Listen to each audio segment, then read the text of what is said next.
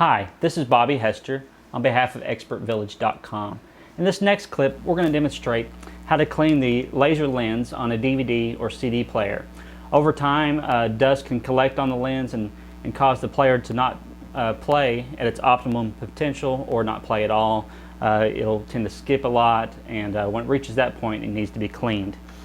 You can purchase a cleaning disc at any electronics store.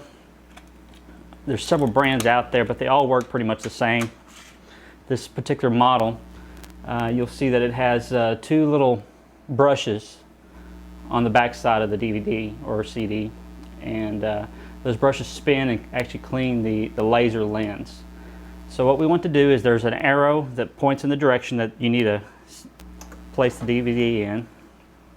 We'll place it in there, close it, and allow it to read. And after a few seconds, you'll hit play, and it'll start to play the disc. It should stop automatically after about 15 or 20 seconds. If it doesn't, then just go ahead and stop it manually. If it doesn't stop automatically, then just go ahead and hit stop after 15 or 20 seconds. So it should be clean now. We'll just eject the disc. And those brushes went through and cleaned the laser lens on the DVD player. They recommend that you do this every 8 hours of play. I don't do mine that often, probably about once a week I'll clean my lens.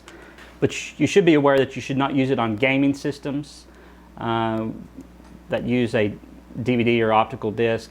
It can damage gaming systems. So this is for DVD players and CD players only.